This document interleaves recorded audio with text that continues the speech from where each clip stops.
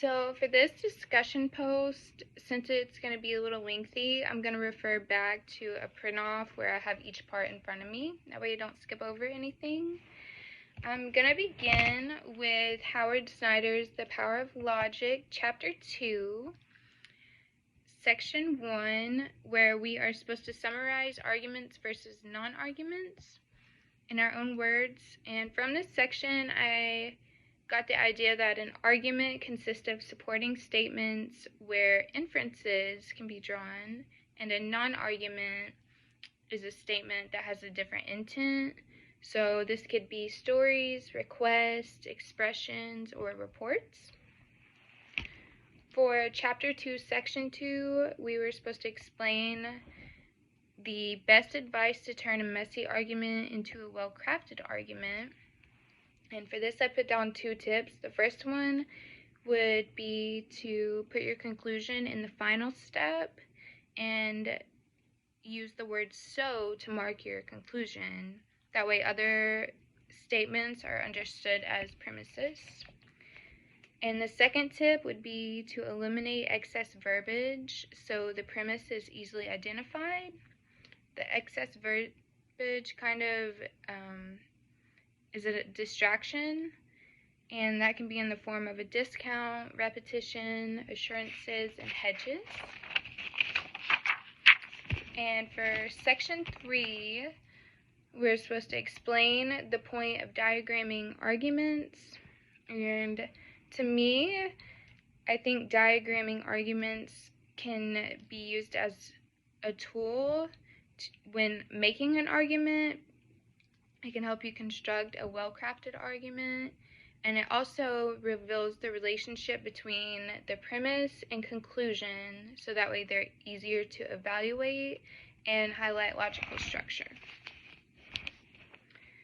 For Part 2, we are turning a messy argument into a well-crafted argument, and for this, I kind of numbered it, so I'm going to read it off.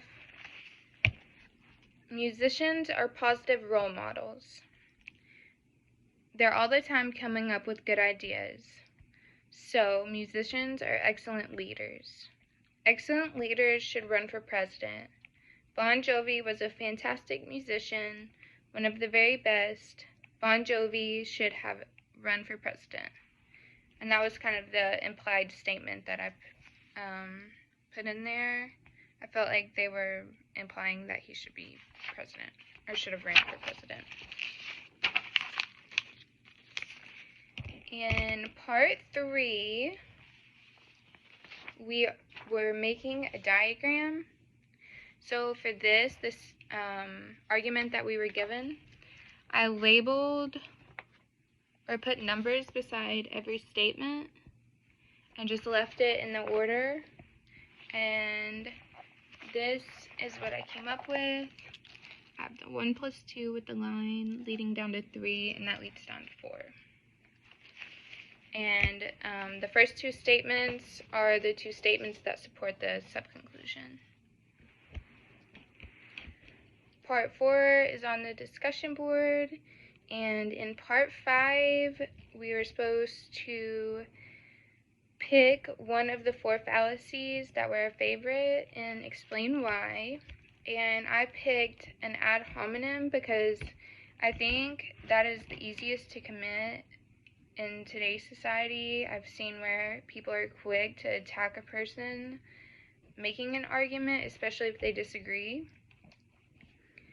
And we kind of have a cancel culture too, where if you disagree with someone, I've seen online, people are canceled. And for this, I put Coach Ford says running 2 miles a day will help tone our legs.